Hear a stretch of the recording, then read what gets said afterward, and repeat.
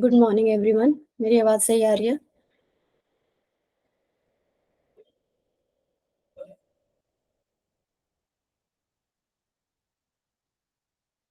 Voice ठीक है?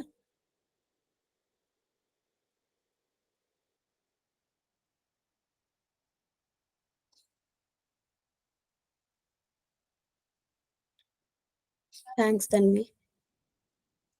तो लास्ट क्लास में हमने क्या-क्या पढ़ लिया था? ई नॉट सेल निकालना देख लिया था, थर्मोडायनामिक्स ऑफ अ सेल देख लिए थे, अननोन पोटेंशियल का निकालना from two given electrodes, spontaneity देख लिया था, कब स्पॉन्टेनियस होगा जब डेल्टा जी नेगेटिव होगा और जब ई नॉट सेल पॉजिटिव होगा। Types of electrodes, electrochemical series, measurement तो ये सब हमने लास्ट क्लास में देख लिया था। तो एक बार जल्दी से ये छोटा सा क्वेश्चन बता दो। Which of the following has been universally accepted as a reference electrode at all temperatures and has been assigned a value of 0 volts?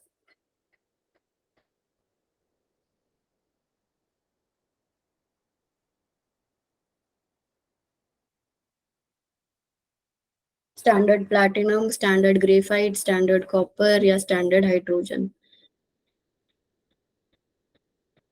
B option, universally accepted as a reference electrode at all temperatures and assigned a value of 0 volts. Standard hydrogen electrode भी तो पढ़ा था।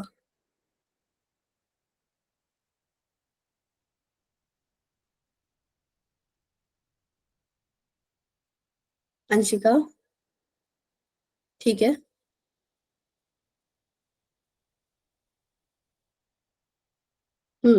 Standard hydrogen electrode ही तो पढ़ा था, जिसको she बोल रहे थे, जिसका ई नॉट हमने बाय कन्वेंशन 0 वोल्ट ले लिया था, उसको एज अ रेफरेंस यूज कर रहे थे बाकी इलेक्ट्रोड्स का वो बताने के लिए, रिडक्शन पोटेंशियल बताने के लिए।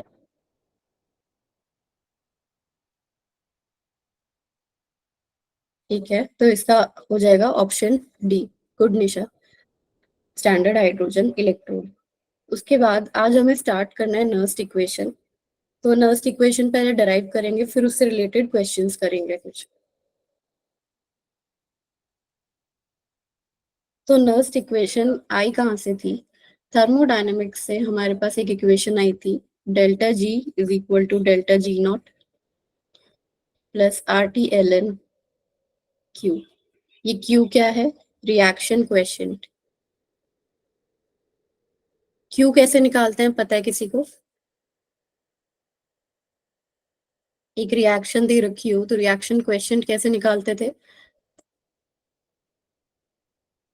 Concentration of products upon concentration of reactants, ये होता है रिएक्शन क्वेश्चन। तो अब डेल्टा जी को ओपन अप करते हैं एन एफ ई सेल की टर्म्स में, तो minus N F E cell is equal to minus N F E not cell plus R T L N Q.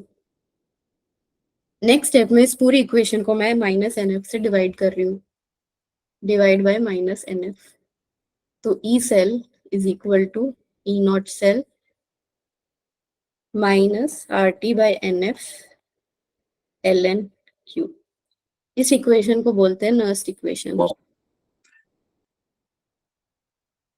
अब हमने इसको न्यूमेरिकल सॉल्व करने के लिए और सिंप्लीफाई कर रखा है कि E cell is equal to E not cell minus natural log को, हाँ Anshika, product by reactant. Natural log को अगर हमें कन्वर्ट करना है लॉग विद बेस 10 में, तो मल्टीप्लाई किससे करते हैं? 2.303 से। कब? जब नेचुरल लॉग को कन्वर्ट करना है लॉग विद बेस 10 में। तो क्या आ जाएगा यहाँ पे? Minus 2.303 R T by N F log Q. एक इक्वेशन ये आ गई हमारी, क्योंकि मैक्सिमम केसेस में हमें लॉग की वैल्यू दे रखी होगी, तो हम एल एन की जगह ये लॉग वाली वैल्यू पुट करेंगे। एक चीज और ध्यान से देखो तो आर जो है वो गैस कांस्टेंट है, एफ जो है वो फैराडेज कांस्टेंट है, और अगर हम टेम्परेचर भी कांस्टेंट कर दें, से 298 केल्विन, तो अब जब हम इन सारे कांस्टेंट्स की वैल्यू पुट कर देंगे, तो ये जो टर्म है 2.303 एफ और ये आर टी ऊपर, तो ये क्या आती है 0.059। तो अब अगर हम इस इक्वेशन को लिखें तो E cell is equal to E not cell minus 0.0591 by N log Q. एक इक्वेशन हमारी ये आ गई। ये अब हम कब यूज करेंगे? सिर्फ और सिर्फ तब जब टेम्परेचर दे रखा हो 298 केल्विन। अदरवाइज फिर हमारे पास टेम्परेचर के लिए वैल्यू पुट करने के लिए इक्वेशन है ही। अब अगर क्वेश्चन में दे रखा है मतलब स्पेसिफिकली दे रखा है 2.303 आर टी बाई एफ की वैल्यू, तो वो वाली वैल्यू वहां पे पुट करना। फॉर एग्जाम्पल 0.06 या उसने टेम्परेचर चेंज करके कुछ वैल्यू दे रखी हो यहाँ पे, तो पहले क्वेश्चन को ढंग से रीड करना, फिर उस हिसाब से यहाँ पे वैल्यू पुट करना। तो हमारे पास यहाँ पे 3 इक्वेशन आ गई। अब एक बात आती है एट इक्विलिब्रियम। एट इक्विलिब्रियम आगे जाने के रिएक्शन का रेट और पीछे जाने का रिएक्शन का रेट क्या होता है? सेम होता है। मतलब आगे भी उतनी जा रही होती है, पीछे भी उतनी ही जा रही होती है। तो change in Gibbs free energy बोलते हैं जीरो एट इक्विलिब्रियम। तो minus N F E cell is equal to zero. तो E cell is equal to zero आ गया, क्योंकि नंबर ऑफ इलेक्ट्रॉन्स या फिर एफ तो जीरो हो नहीं सकते, तो क्या जीरो होगा? E cell. तो अगर इस ई सेल को हम नर्स्ट इक्वेशन में पुट करें, एक बार फिर से देखो, नर्स्ट इक्वेशन में पुट करें तो क्या आ जाएगा? Zero is equal to E not cell minus R T by N F L N K equilibrium. अब क्यू को किस में चेंज कर दिया? के इक्विलिब्रियम में, क्योंकि इक्विलिब्रियम पे बात हो रही है तो इक्विलिब्रियम कांस्टेंट। तो यहाँ आ गया हमारा ये। अब E not cell is equal to, इस टर्म को उधर ले जाओ, R T by N F L N या फिर 2.303 लॉग के। तो अगर हमें ई नॉट सेल पूछा है और इक्विलिब्रियम कांस्टेंट दिया है तो हम इस इक्वेशन का यूज कर लेंगे। या फिर क्या पूछ लेगा? इक्विलिब्रियम कांस्टेंट ही पूछ लेगा और हमें ई नॉट सेल दिया होगा, तब कैसे करेंगे? बाकी टर्म्स को सबको इधर ले जा रही हूँ। E not cell into N F by R T और 2.303, ये क्या आएगा? एन एफ यहाँ आर टी, हाँ 2 point is equal to log K. या फिर क्योंकि ये मेरे को एल एन वाली टर्म हटानी है तो इसको मैं नेचुरल लॉग में ही रहने देती हूँ, एल एन के इस वाली इक्वेशन से। क्या कर रही है? बस E not cell into N F by R T L N K. तब मैं नेचुरल लॉग वाले को हटाऊंगी तो क्या आएगा? K is equal to exponential की power E not cell N F E not cell by R T. तो ये एक्सप्रेशन तब यूज कर लेंगे जब के इक्विलिब्रियम पूछा हो, N F E not cell by R T.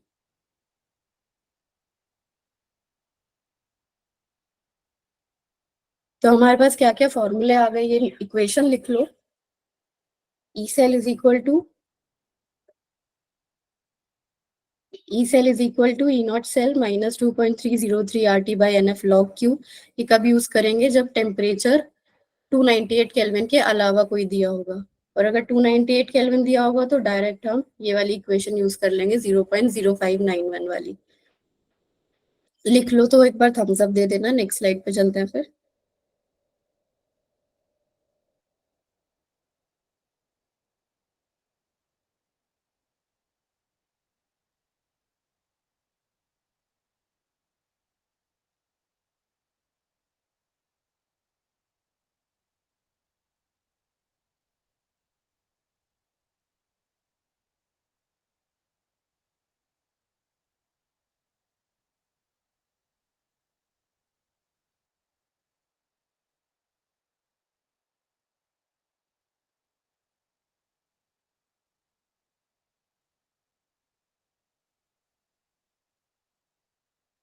Note कर लिया?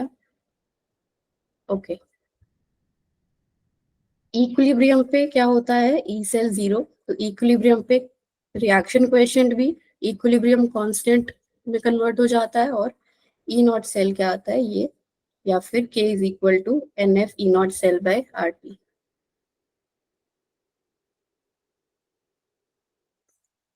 या फिर ये वाली इक्वेशन ना याद करके आप ये वाली इक्वेशन याद रखो तो बेटर रहेगा। E not cell is equal to R T by N F 2.303। इसमें डायरेक्ट पुट करके, क्योंकि कई बार लॉग से हेल्प मिल जाती है, तो एल एन वाले से बेटर है नेचुरल लॉग से बेटर है लॉग विद बेस 10 वाला। इसी फॉर्मूला से आपके ई नॉट सेल वाले क्वेश्चन भी हो जाएंगे और लॉग के वाले भी क्वेश्चन हो जाएंगे।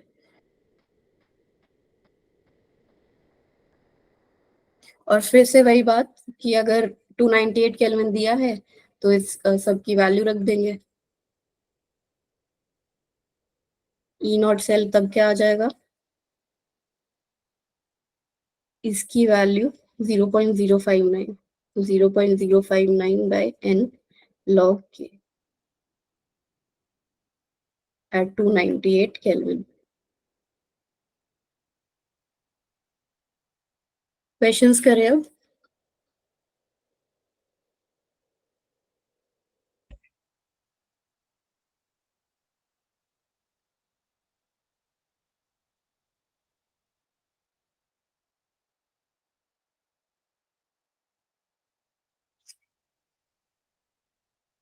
लॉग वाला ज्यादा बेटर टेक्निक क्यों है, ये जब हम क्वेश्चन करेंगे तब आपको रियलाइज हो जाएगा।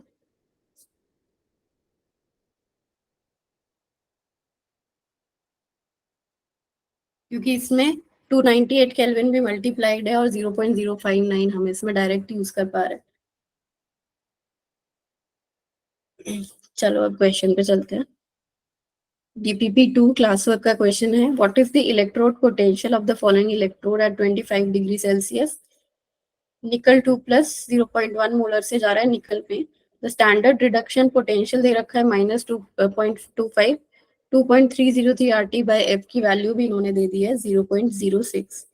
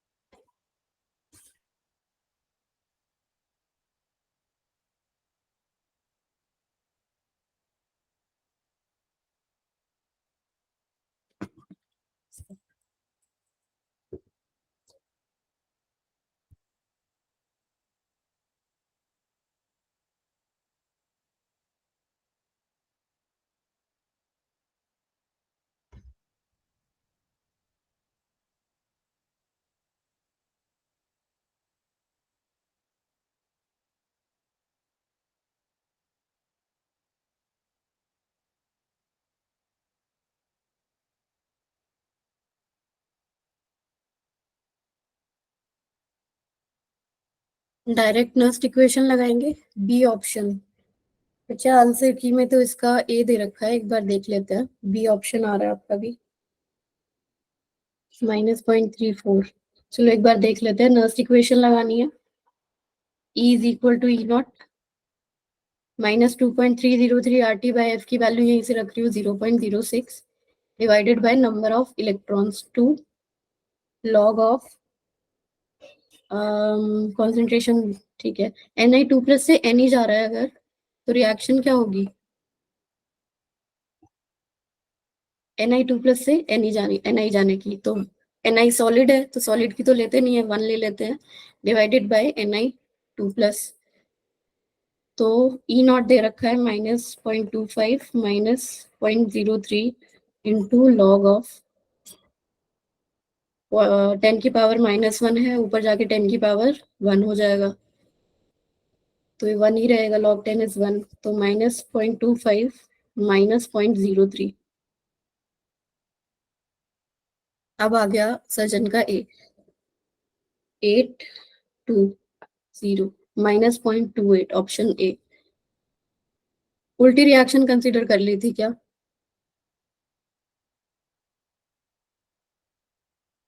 क्या गलती करी थी जो भी आ रहा था।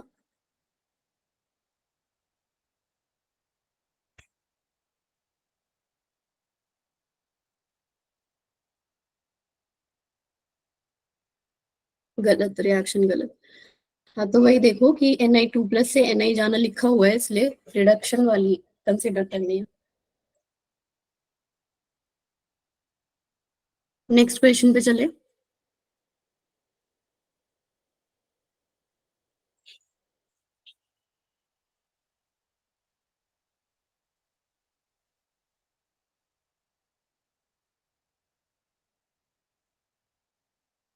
चलो, find the EMF of the given. E0 दे रखा है, लेड 2+ से लेड जाने का इतना, Zn2+ से Zn जाने का इतना, दोनों का E0 दे रखा है। ये सेल बना के दे रखा है, इसका ईएमएफ कैलकुलेट करना है। और कैसे पता चला कि इसमें नर्स्ट इक्वेशन लगेगी, क्योंकि यहाँ पे ये 0.1 मोलर दे रखा है, और जहाँ पे हमने इलेक्ट्रोलाइट की कॉन्सेंट्रेशन 1 मोलर चेंज करके कुछ भी कर दी, तो वहां पे वो अब नर्स्ट इक्वेशन से सॉल्व होगा, वरना वो स्टैंडर्ड कंडीशंस में काउंट होता अगर 1 मोलर होती तो वहां पे डायरेक्ट क्या लगा देते, E0 cathode minus E0 anode. लेकिन यहाँ पे नर्स्ट लगा के हमें कॉन्सेंट्रेशन भी कंसिडर करनी है।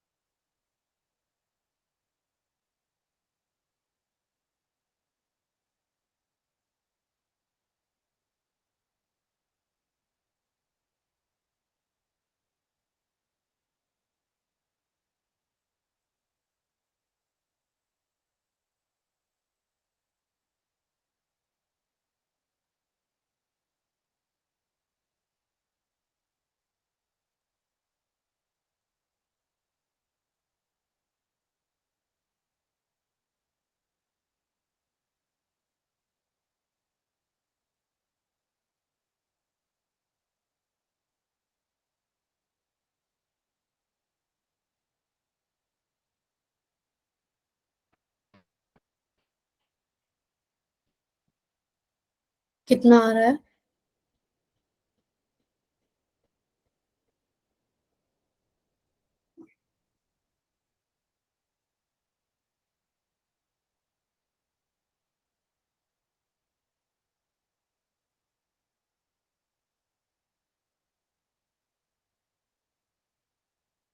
E0 हमें यहाँ डायरेक्टली दिया नहीं है, हमें E0 सेल पहले निकालना पड़ेगा। E0 cathode minus E0 anode. Cathode पे कौन रखा है ना, लेड रखा हुआ है, तो लेड का कितना है, -0.12। माइनस एनोड पे क्या रखा हुआ है, जिंक, तो जिंक का है -0.76। तो ये कितना आ रहा है, 76 में से 12 माइनस 0.64। यही आ रहा है 0.64। 0.64। आ गया E0। अब ई सेल लगाना है, निकालना ई सेल ही है, फिर E0 -0.059 by number of electrons, यहाँ पे 2 है, लॉग ऑफ। अब अगर आपको नर्स्ट लगाने में प्रॉब्लम हो रही है कि लॉग में ऊपर कौन आएगा नीचे कौन आएगा, तो उसके लिए सबसे बेस्ट तरीका है कि आप पहले सेल की रिएक्शन लिख लो। तो सेल की रिएक्शन कैसे लिखेंगे, यहाँ पे एनोडिक में क्या है, Zn से Zn2+ जा रहा है, यहाँ पे मैंने लिखा Zn से Zn2+ जा रहा है। कैथोड में क्या हो रहा है, Pb2+ से Pb जा रहा है, मतलब Pb2+ लेफ्ट में होगा, जा किस में रहा है, Pb में। तो ये आ गई मेरी नेट सेल रिएक्शन, अब इजीली लग जाएगी।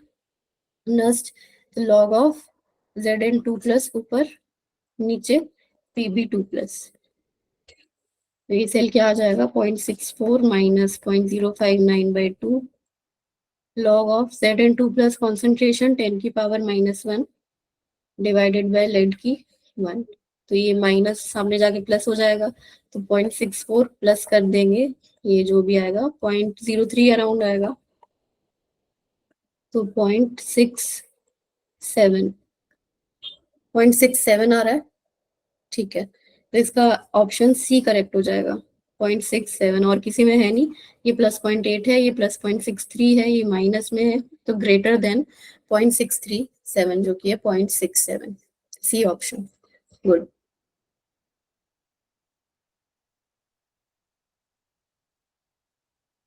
जब नेक्स्ट क्वेश्चन पे चलना हो तो एक थम्स अप दे देना, अगर कोई नोट कर रहा है जिसका नहीं हुआ था।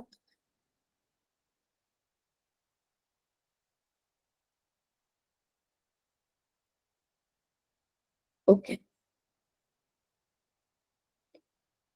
At 25 degrees Celsius, standard EMF of cell having reactions involving two electrons change is found to be this. ये क्या दे रखा है? Standard EMF of cell. The equilibrium constant of the reaction is.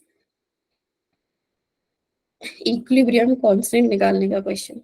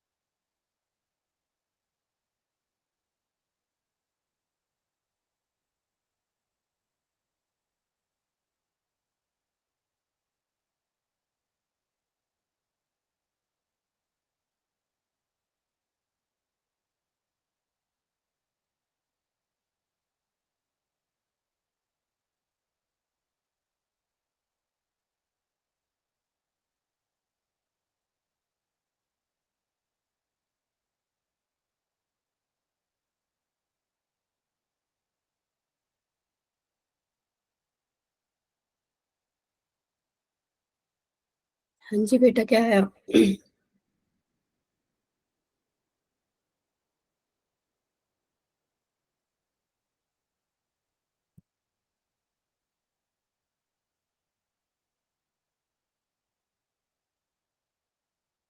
सी आया, डी आया।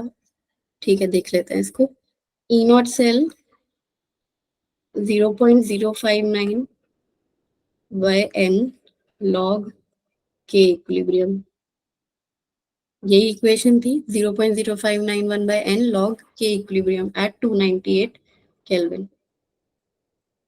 तो ई नॉट सेल हमें दे रखा है 0.295, तो 0.059 by number of electrons two log K equilibrium. तो लॉग के इक्विलिब्रियम की वैल्यू कितनी आ रही है?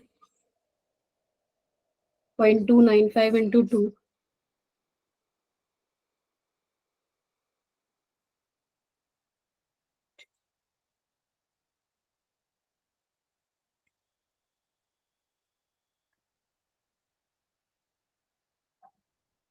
0.59 बाय 0.059। इसको मल्टीप्लाई करके 2 से 0.59 आ रहा है, और इसको डिनोमिनेटर में ले गए तो क्या आ गया? ये। और ये क्या हो जाएगा? 10। तो के इक्विलिब्रियम 10 की पावर 10। अगर हमें लॉग हटाना है तो हम राइट हैंड साइड वाले नंबर को 10 की पावर में ले जाते हैं, तो 10 की पावर 10। तो ऑप्शन सी। तो इस क्वेश्चन से आप समझे कि अगर हमारे पास वो एल एन वाला फॉर्मूला होता तो हमें एक्सपोनेंशियल की पावर में बताना पड़ता। अब एक्सपोनेंशियल की पावर्स तो हमें पता भी नहीं होती, बिना कैलकुलेटर के कैसे निकाले। तो इसलिए लॉग वाले फॉर्मूले से जाओ तो 10 की पावर में आंसर आ जाएगा, या फिर एंटी लॉग की वैल्यू गिवन होगी।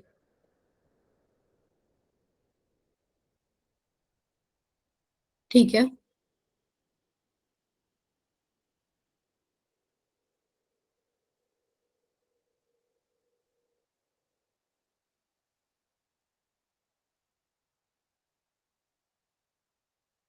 जो आर्म्ड फोर्सेस स्कूल के बच्चे हैं उनको कोई ड्राइव का लिंक शेयर हो गया है नोट्स के लिए,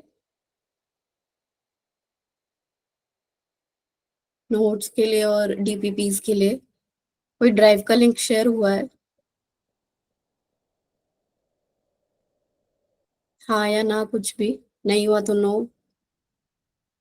नो मैम, नहीं हुआ है। अच्छा, मैं इस क्लास के एंड में इसी चैट बॉक्स में वो लिंक शेयर कर दूंगी। अभी एक बार ये वाला क्वेश्चन ट्राई करो, PYQ। An oxidation reduction reaction in which three electrons are transferred has delta G naught इतना 25 degree Celsius. The value of E naught cell.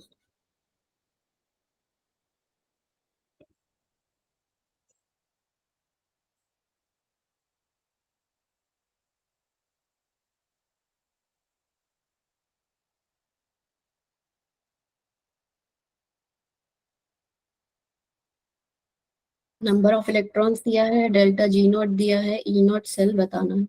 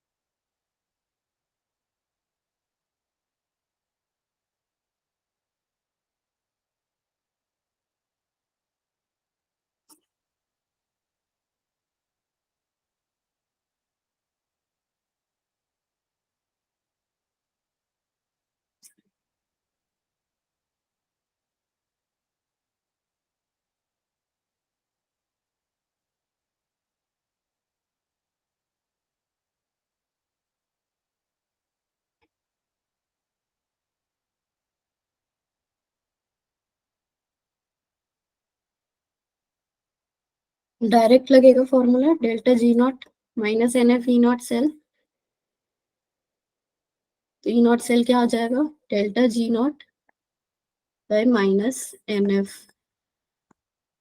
17.37। अब ये किलो जूल में है तो इसको कन्वर्ट करना याद रखना है, 1000 से मल्टीप्लाई करके जूल में करना है, क्योंकि हमें सब कुछ ऐसे यूनिट्स में लेके चलना है। किलो जूल में करोगे तो आंसर गलत आ जाएगा। तो ये आ गया जूल में। उसके बाद माइनस एन एफ से डिवाइड 3 टू F 96500। इसको सॉल्व करके कितना आ रहा है आपका? मैं बता ही देती हूँ। आंसर मैंने भी नहीं लिखा हुआ है इसका। चलो डायरेक्ट ही है, जो भी आ रहा होगा आपका उसको इसमें एक्सप्रेस कर लेना, 10 की पावर -2 में एक्सप्रेस कर लेना। डायरेक्ट क्वेश्चन 2020 मीन्स में आया था। आई होप आपके टाइम पे भी आ जाए।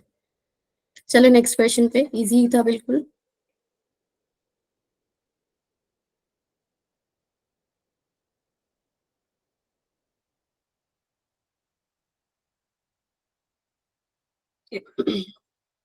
तो नेक्स्ट क्वेश्चन अभी नहीं, अभी एक टॉपिक कर लेते हैं, कॉन्सेंट्रेशन सेल्स। तो कॉन्सेंट्रेशन सेल्स क्या होते हैं, पहले तो इनकी डेफिनेशन लिख लो। ये इलेक्ट्रोड होने चाहिए सेम मटेरियल के, electrodes of same material, electrodes of same material dipped in, electrodes of same material dipped in solution of its own ions, solution of its own ions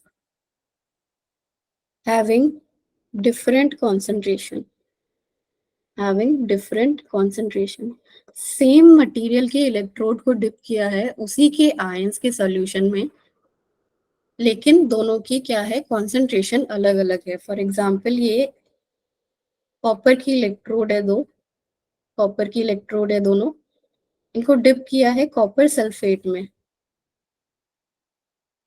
copper sulphate में इनको dip किया, लेकिन क्या है, concentration copper sulphate की अलग अलग है। फॉर एग्जाम्पल इसमें C1 मोलर है, इसमें C2 मोलर है।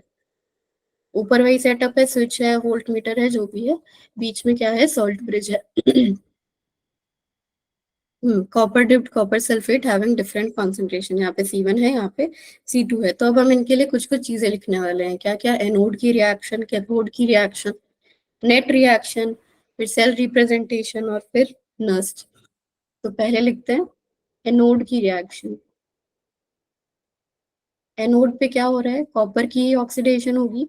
तो कॉपर किस में ऑक्सीडाइज होगा? कॉपर 2++2 इलेक्ट्रॉन्स में। कैथोड पे क्या होगा? कॉपर 2+ ही 2 इलेक्ट्रॉन गेन करके कॉपर बना रहा होगा। और नेट रिएक्शन फाइनली क्या हो जाएगी? Copper 2+ going to copper 2+। अब ये दोनों कैंसिल करके क्यों नहीं लिखे? क्योंकि इनकी कॉन्सेंट्रेशन अलग अलग है। क्या क्या है? एनोड वाले में, लेफ्ट में एनोड C1 मोलर इसकी है, और राइट में कैथोड C2 मोलर इसकी कॉन्सेंट्रेशन है। तो वो कह रहा है C2 से C1 में ये जा रहा है कॉपर 2+। नेट रिएक्शन लिख ली। अब क्या लिख लेते हैं? सेल रिप्रेजेंटेशन लिख लेते हैं। सेल रिप्रेजेंटेशन कैसे लिखेंगे? पहले ए, फिर बी, फिर सी। तो एनोड पे क्या हो रहा है? कॉपर से कॉपर 2+, और एनोड पे कॉन्सेंट्रेशन C1। फिर ब्रिज, फिर कॉपर 2+ से कॉपर, और इसकी कॉन्सेंट्रेशन C2 कैथोड पे। तो ये लिख ली हमने सेल रिप्रेजेंटेशन। अब लास्ट चीज नर्स इक्वेशन। नर्स इक्वेशन इसके लिए लिखेंगे तो E cell is equal to E0 cell minus 0.059 by number of electrons to log of net reaction में देखो कॉपर 2+ C1 से C2, तो ऊपर C1 नीचे C2 प्रोडक्ट बाय रिएक्टेंट। अब कॉन्सेंट्रेशन सेल की खास बात क्या है कि इनके लिए जो E0 सेल है वो 0 हो जाएगा, क्योंकि कॉपर की ही ऑक्सीडेशन हो रही है, कॉपर की ही रिडक्शन हो रही है। तो अगर दोनों का रिडक्शन पोटेंशियल आपस में माइनस करेंगे, जो कि सेम ही वैल्यू है, तो 0 ही आएगा दोनों का डिफरेंस। तो E0 सेल अगर 0 हो गया तो ई सेल क्या आ जाएगा? अब मैं इस माइनस को भी अंदर लॉग में मल्टीप्लाई कर दूं, 0.059/2 लॉग C2/C1। ये आ गई equation for concentration cell, log C2/C1। अब C2 C1 क्या है ये याद रख लेना, वरना आप डायरेक्ट उस टाइम भी पुट कर सकते हो। C2 क्या है?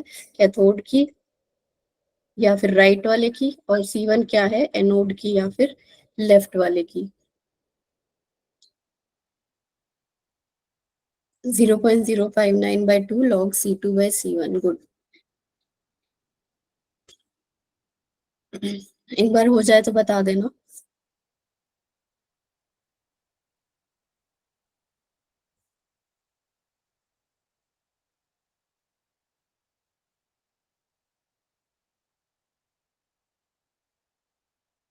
गुड। अब एक टाइप का और कॉन्सेंट्रेशन सेल है। इसमें क्या कर रहे हैं हम? इस बार ले लिया जैसे स्टैंडर्ड हाइड्रोजन इलेक्ट्रोड, SHE ले लिया। यहाँ से H2 का इनलेट है, और इस साइड भी SHE ले लिया। मतलब स्टैंडर्ड नहीं, स्टैंडर्ड वर्ड हटा दो, हाइड्रोजन इलेक्ट्रोड ले लिया। यहाँ से भी H2 का इनलेट है। उसको किसी H+ के सोर्स में डिप कर दिया, फॉर एग्जाम्पल HCl। तो वहां पे क्या है? जो भी हम H+ का सोर्स ले रहे हैं या फिर HCl ले रहे हैं, दोनों में उसकी कॉन्सेंट्रेशन सेम है। सपोज 1 मोलर या जो भी है, दोनों में कॉन्सेंट्रेशन उसकी सेम है। इस बार चेंज क्या कर दिया है? दोनों का प्रेशर, H2 गैस का प्रेशर। यहाँ पे सपोज अगर P1 ले लिया तो यहाँ पे ले लिया P2। तो इस बार कॉन्सेंट्रेशन सेल में क्या किया कि कॉन्सेंट्रेशन सेम रख के प्रेशर अलग अलग कर दिया। अब फिर से वही चीजें करते हैं जो पीछे करी थी। एनोड की रिएक्शन H2 से जा रहा है 2H+ और 2 इलेक्ट्रॉन में। कैथोड की रिएक्शन 2H+ गेन कर रहा है 2 इलेक्ट्रॉन, जा रहा है H2 गैस में। नेट रिएक्शन, अब H+H+ कॉन्सेंट्रेशन सेम है, कैंसिल हो जाएंगे। तो H2 P1 प्रेशर पे जा रहा है H2 P2 प्रेशर।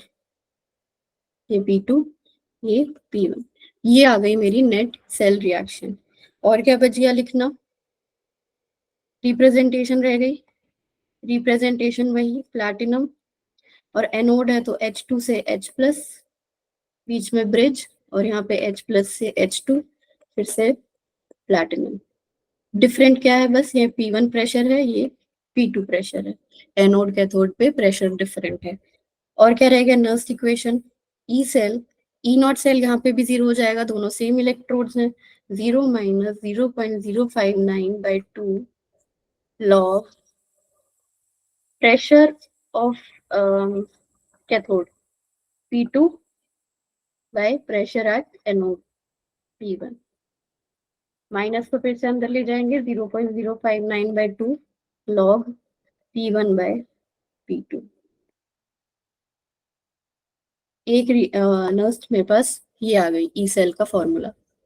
अब इन दोनों में अगर मैं इस डेफिनेशन को आप थोड़ा सा मॉडिफाई कर दूं, electrodes of same material dipped in solution of its own ions having different concentration और same concentration having different pressure, same concentration having different pressure. तो ये मेरे पास दो टाइप के कॉन्सेंट्रेशन सेल्स जो है वो आ गए।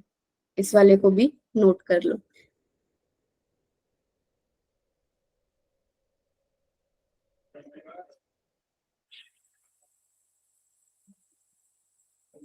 गुड।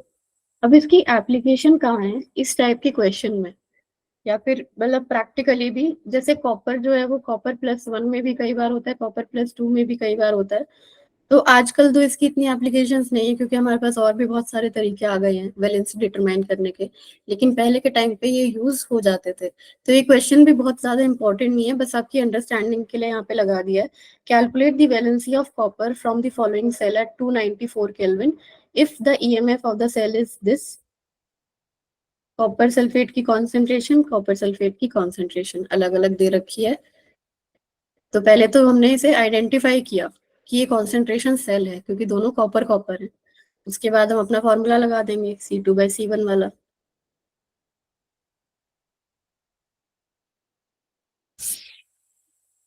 ईएमएफ ऑफ सेल दे रखा है, ई नॉट सेल जीरो हो ही जाता है, 0.059/n C2/C1 n की वैल्यूज से।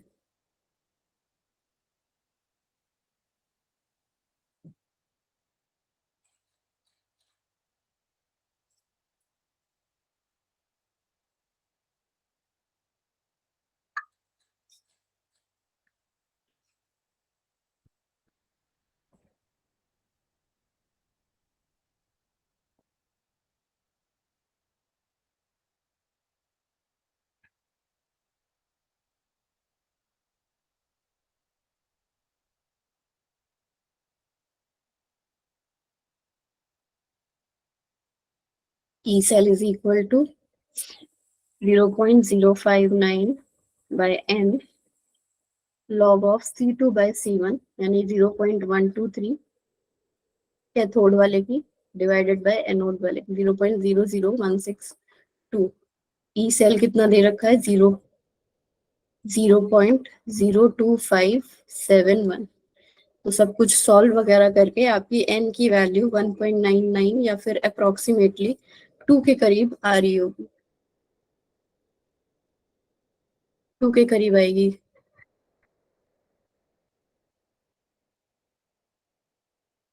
इस टाइप का क्वेश्चन आपको, मेरे को बिल्कुल नहीं लग रहा कोई चांस है मेंस में दिखने का, लेकिन बाय चांस अगर आ भी जाए तो आपको पता है मेंस में या एडवांस में, तो आपको पता है कि कैसे इसको सॉल्व करना है।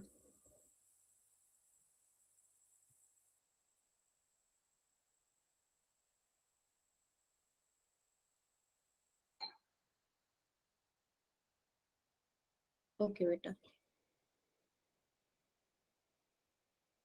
अब एक और टाइप के क्वेश्चन कभी कभी देखने को मिलते हैं, सॉल्युबिलिटी प्रोडक्ट और ईएमएफ के मिक्स करके। तो एक बार सॉल्युबिलिटी प्रोडक्ट, क्योंकि आपने क्लास 11th में पढ़ा था आयनिक में, तो एक बार जल्दी से उसको ब्रश अप कर लेते हैं।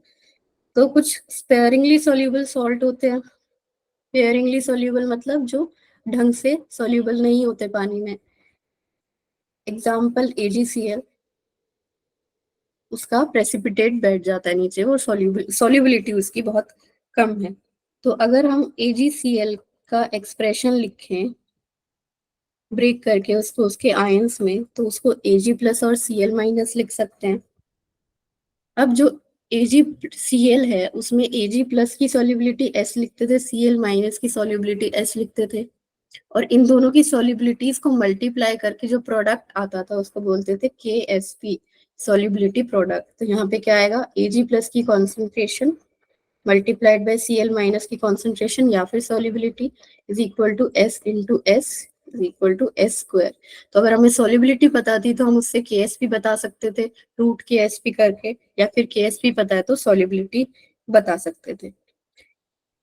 अगर कोई ऐसा होता है AX BY XA प्लस और YB माइनस में, तो KSP का एक्सप्रेशन कैसे लिखते, एक्स एस, अगर मैं इसको एस लिख रही हूँ तो इस एक्स को मेरे को मल्टीप्लाई करना था नीचे, यहाँ पे वाई एस, और एक और चीज की उसको रेज करना था उसके कोएफिशिएंट की पावर में।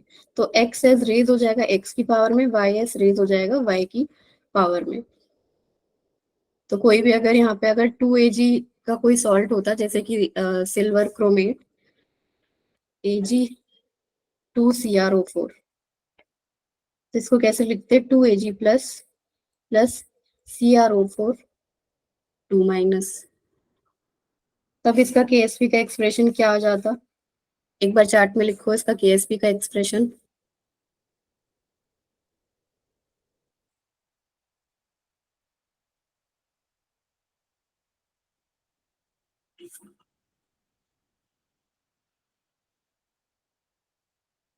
इसका KSP का एक्सप्रेशन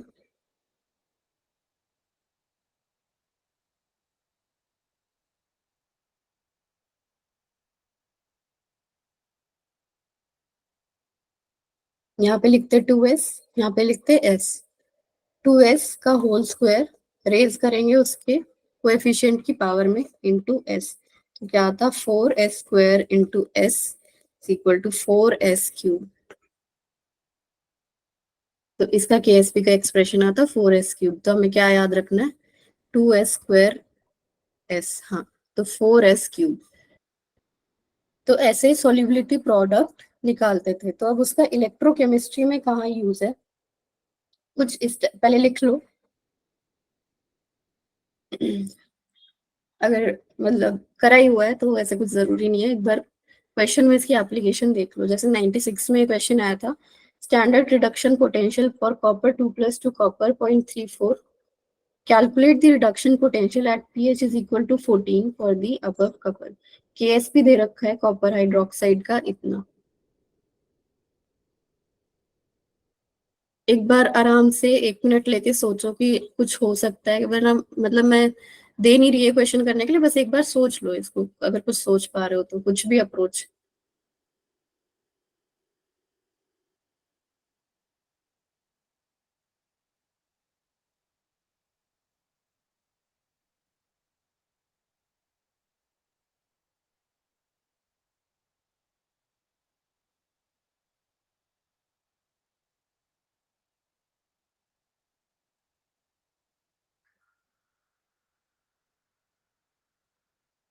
हमें pH 14 पे रिडक्शन पोटेंशियल बताना।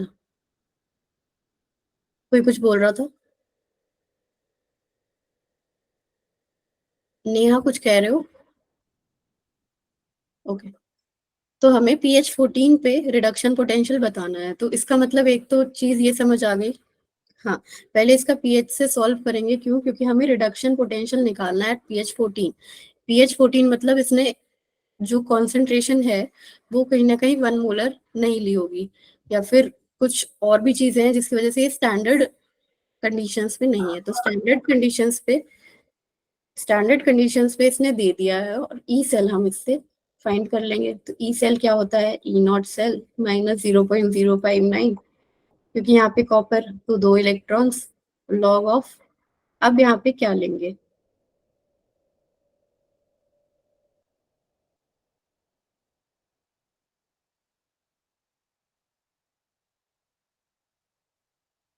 सिंपल कॉपर 2+ ही लेंगे, और कुछ है नहीं सेल में, ये बस KSP हमें दे रखा है, हमने इसने बोला थोड़ा ना कि हम उससे लिया ही है वो।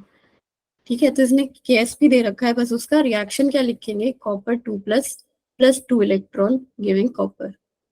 ये मेरी रिएक्शन है। और अगर ये रिएक्शन है तो डिनोमिनेटर में क्या आ जाएगा, कॉपर 2+ की कॉन्सेंट्रेशन। तो अब मेरा मेन एम क्या बन गया, इस कॉपर 2+ की कॉन्सेंट्रेशन को फाइंड करना, इस कॉपर 2+ की कॉन्सेंट्रेशन को फाइंड करना। केएसपी दे रखा है, कॉपर हाइड्रोक्साइड के लिए, केएसपी के लिए इसको ब्रेक करके लिखेंगे कॉपर 2+ और 2OH- आयंस में। अब इससे केएसपी के एक्सप्रेशन के लिए क्या लिखेंगे, कॉपर 2+ इंटू OH- का स्क्वायर, कॉपर 2+ इंटू OH- का स्क्वायर, ये आ गया। अब केएसपी दे रखा है 10⁻⁻19, OH- मेरे को मिल जाएगा पीएच से, OH- मेरे को मिल जाएगा पीएच से। तो पीएच अगर 14 है तो पीओएच कितना होगा, पीएच अगर 14 है तो पीओएच कितना होगा,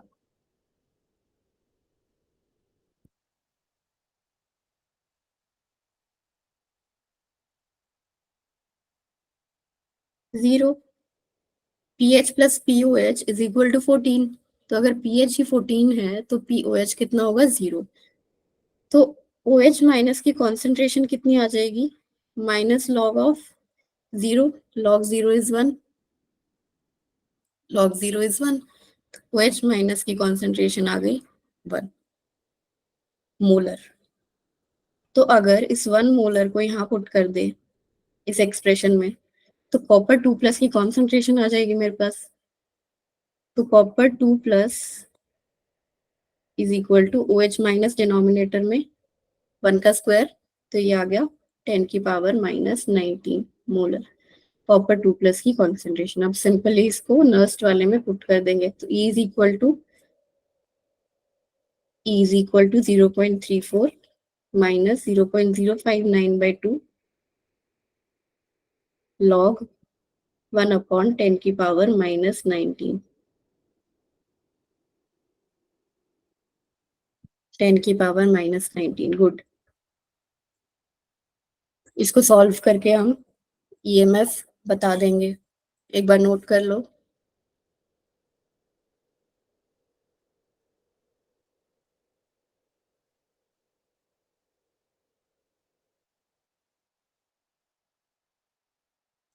ठीक है,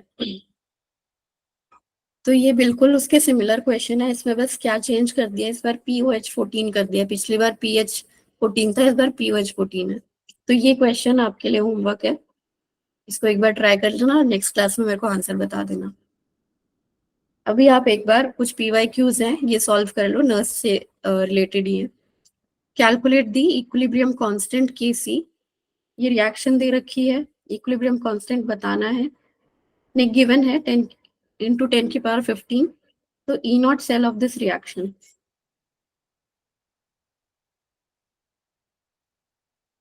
के इक्विलिब्रियम दे रखा है, ई नॉट सेल बताना है।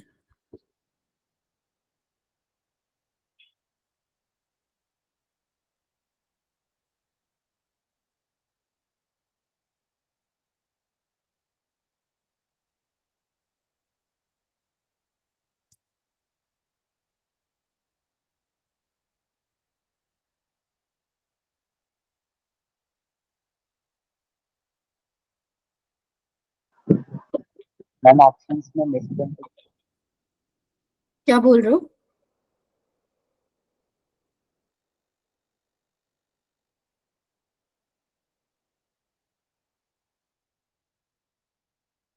लिख दो क्योंकि आपकी आवाज आवाज इतनी क्लियर नहीं थी।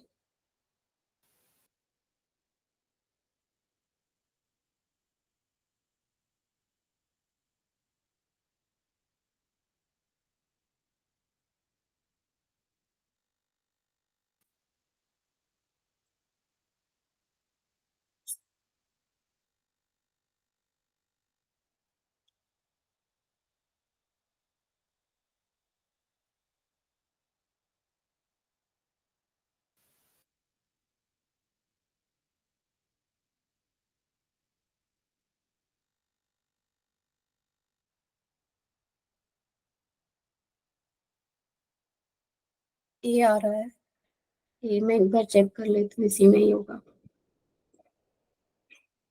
हम्म, ए इज द करेक्ट आंसर। तो डायरेक्ट फॉर्मूला बेस्ड ही था, कि इक्विलिब्रियम दे रखा था, ई नॉट क्या हो जाता है फिर 0.059 बाय एन, एन की वैल्यू यहाँ पे 2 हो जाएगी, लॉग ऑफ के इक्विलिब्रियम।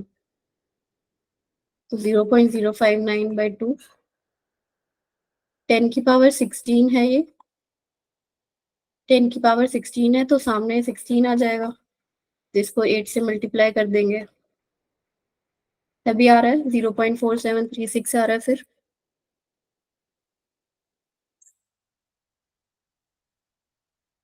ऐसे ही आ रहा है, ओके गुड, 0.4736। ये वाला क्वेश्चन ट्राई करो। For the disproportionation reaction at 298 Kelvin, ln k where k is the equilibrium constant। तो इस क्वेश्चन में सिर्फ आपको ln k की वैल्यू बतानी है, फर्दर सॉल्व नहीं करना। ई नॉट इन दोनों का दे रखा है, आर टी बाई एफ दे रखा है,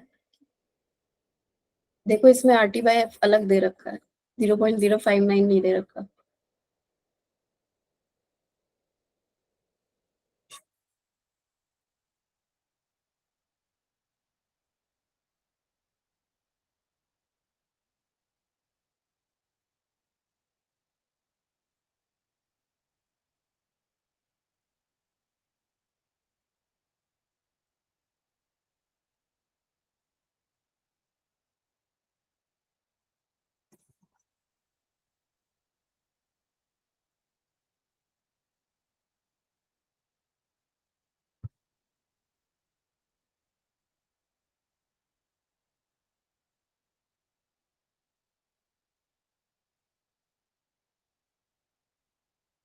ln k वाला एक्सप्रेशन लगाने के लिए पहले हमें क्या चाहिए, ई नॉट सेल।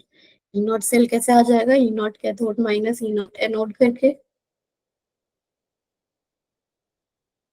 जहाँ पे ये डिस्प्रपोर्शनेशन रिएक्शन हो अंशिका, जहाँ पे डिस्प्रपोर्शन रिएक्शन हो, शायद आपकी क्लास में बताना स्किप हो गया, मैंने नीट में बता दिया था, सॉरी। ये जहाँ पे डिस्प्रपोर्शनेशन रिएक्शन हो, वहाँ डायरेक्टली हम E naught cathode minus E naught anode से ई नॉट सेल जो है वो फाइंड कर सकते हैं। तो ई नॉट कैथोड, यहाँ पे कैथोड पे कौन होगा जिसका ई नॉट ज्यादा होगा, 0.52 माइनस 0.16, तो ये कितना आ जाएगा, 0.36 वोल्ट। तो जहाँ पे डिस्प्रपोर्शनेशन रिएक्शन हो, वहां पे डायरेक्टली ई naught cathode minus E naught anode लगा देंगे। ई नॉट सेल मेरे पास आ गया, बेलन की चाहिए, ई नॉट क्या था, अब यहाँ पे R T by N F, L N K, ये वाला एक्सप्रेशन लगेगा। एन की वैल्यू 2, ई नॉट की वैल्यू निकाल ली, एल एन के की वैल्यू आ जाएगी, तो ई नॉट 0.36 इंटू 2 और 0.025, 0.36 आ रही है। और किसी का कोई आंसर,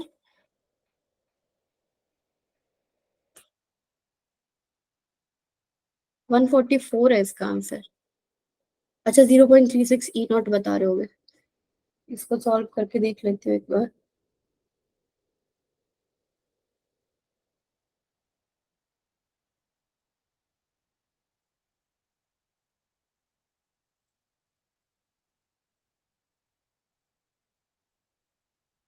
इसमें एन की वैल्यू हमने गलत ले ली है, एन की वैल्यू 1 होगी, इसमें भी एक इलेक्ट्रॉन का चेंज है और इसमें भी एक इलेक्ट्रॉन का चेंज है। आर का क्या किया है, आर टी बाई एफ का, आर टी बाई एफ मेरे को दे रखा है 0.025, ई नॉट मेरा 0.36 आ गया था, तो मैंने इसको यहाँ पे कर दिया, N F by R T is equal to L N K. तो अगर मेरे को आर टी बाई एफ की वैल्यू पता है, तो एफ बाई आर टी उसका ऑपोजिट हो जाएगी, रेसिप्रोकल, 0.36 इंटू 1, इसका रेसिप्रोकल 0.025। अब आना चाहिए, अब आ रहा है एल के 14.4, और अगर हमको इसमें एक्सप्रेस करना है 10 की पावर -1 में, तो क्या हो जाएगा 144। 144। मैंने वो वाला रिएक्शन सोच लिया था, कॉपर 2++2 इलेक्ट्रॉन, तो ये वाली नहीं है, यहाँ पे 1 इलेक्ट्रॉन का चेंज है, तो मेरी वाली गलती आप मत करना। नेक्स्ट क्वेश्चन पे चलें।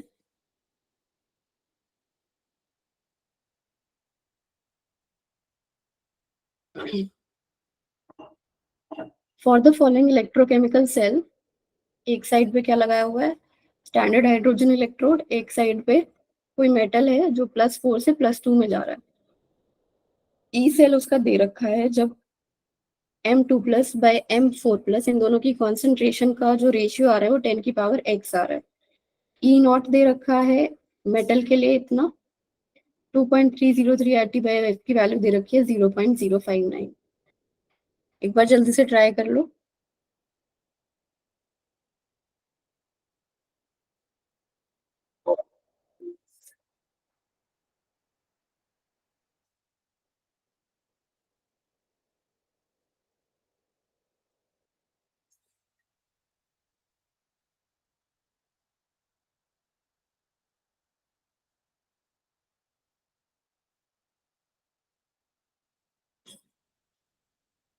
x की वैल्यू इसमें बतानी है।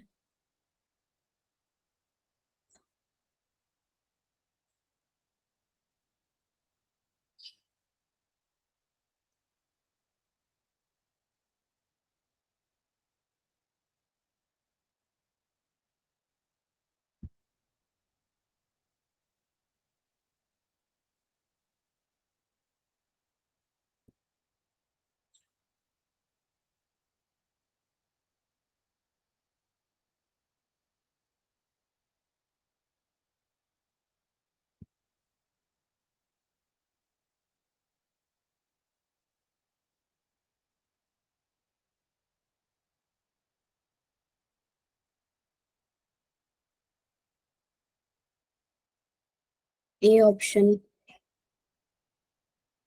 D option 2। बच्चे इसका आंसर तो डी ही है, 2 ऑप्शन है। निशा कहीं प्लस माइनस की मिस्टेक कर रहे हो? डी।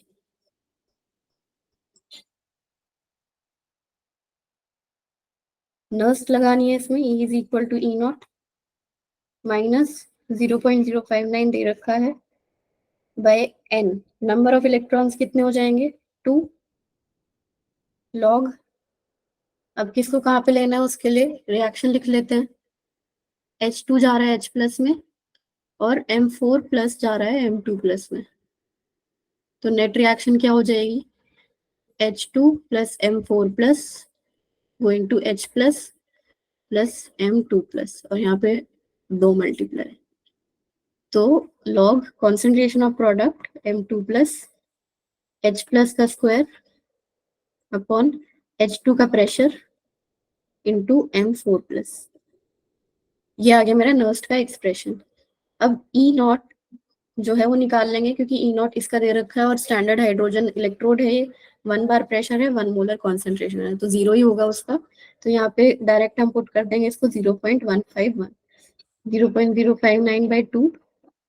H+ की कॉन्सेंट्रेशन 1, प्रेशर उसका 1, ये ऐसे ही हट गए, तो लॉग क्या आ गया, M2+/M4+ की वैल्यू इन्होंने दे रखी है 10 की पावर x, तो यहाँ पे 10 की पावर x, तो इसको सामने ले जाओगे, ई सेल भी दे रखा है 0.092, इस x को आगे ले जाओगे 0.151 -0.059 into x/2 is equal to 0.092। इस एक्सप्रेशन को सॉल्व करके आपका आंसर आ जाएगा ऑप्शन डी। ये देखो, ये छोटा नंबर है, ये बड़ा नंबर है, ये इधर जाएगा तो ये भी नेगेटिव में हो जाएगा, और ये यहाँ पे नेगेटिव था ही, तो माइनस माइनस कैंसिल होके 2 आ रहा है, ना कि -2। आपने शायद इक्वेशन गलत लिख ली होगी ये वाली। तो क्योंकि अभी नया नया जस्ट स्टार्ट किया है नर्स्ट के क्वेश्चन करना, तो आई वुड सजेस्ट कि पहले केमिकल रिएक्शन लिखो, ताकि पता चलता रहे कौन प्रोडक्ट में आएगा कौन रिएक्टेंट में आएगा, वरना बार बार प्लस माइनस की गलती होती रहेगी। 2016 एडवांस का क्वेश्चन था, लेकिन करने लायक था, कर भी लिया आप में से काफी बच्चों ने। अब आज की क्लास को मैं यहीं पे खत्म कर रही हूँ। उसके बाद मेरे पास और PYQs हैं इसी टाइप के, नर्स के, तो ये मैं इसी PDF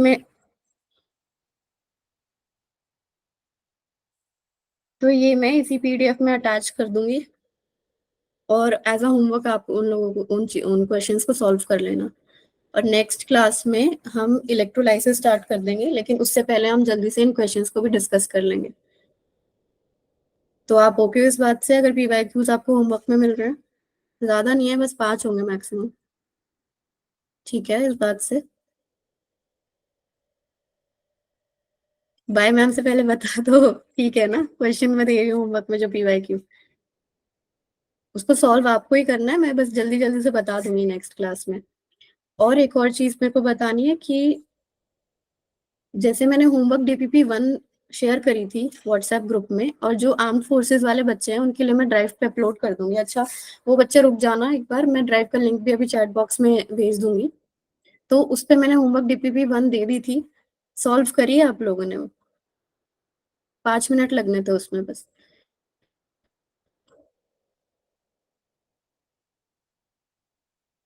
चलो, अगर सॉल्व नहीं करी तो उसको प्लीज कर लेना, क्योंकि जब चैप्टर खत्म होगा तब हम एक पूरा होमवर्क DPPs का डाउट डिस्कशन सेशन रख लेंगे, या फिर कोई भी आपकी इलेक्ट्रोकेमिस्ट्री का डाउट है तो वो रख लेंगे उस वो सेशन में।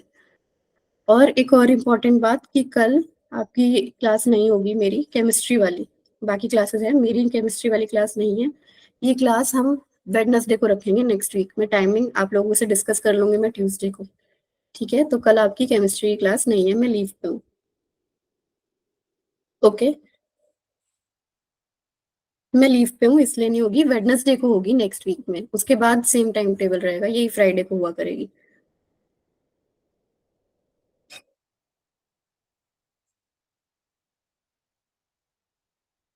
ठीक है, अगर आपका कोई डाउट नहीं है तो आप जा सकते हो फिर, और रुक जाओ, जो आर्म्ड फोर्सेस वाले हैं उनके लिए मैं वो लिंक शेयर कर देती हूँ ड्राइव पे। बाकी बच्चे जा सकते हो। बाय।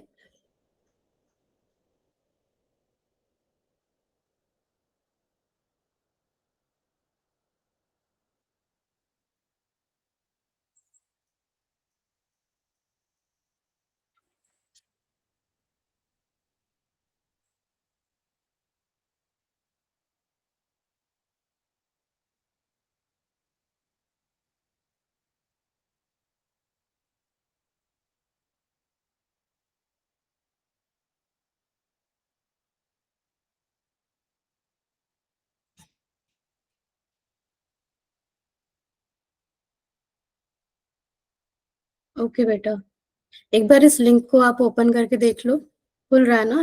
एक्सेस है ना आपको? नहीं है तो बता दो अभी।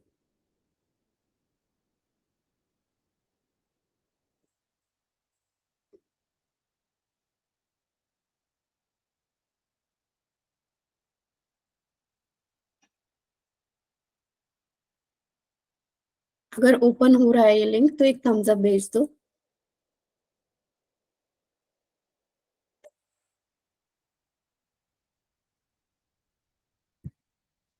नहीं हो रहा तो बता दो नहीं हो रहा है, कुछ भी रिस्पॉन्स कोई भी। ओपन हो रहा है, कोई कह रहा है नहीं हो रहा ओपन।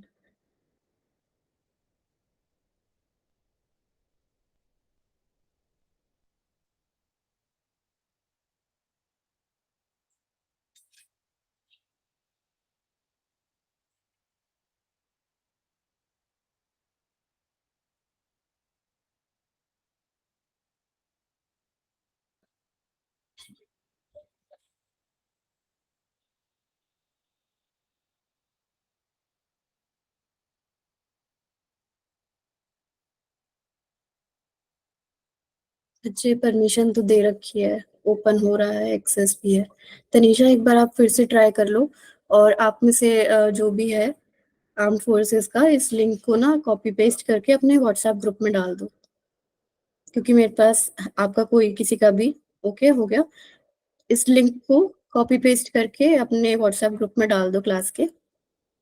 अभी इसमें मैंने कुछ भी अपलोड नहीं किया है, लेकिन आज मैं कर दूंगी। और होमवर्क डीपीपीस भी इसकी रेगुलर आती रहेंगी, तो वो आप कर लेना ट्राई।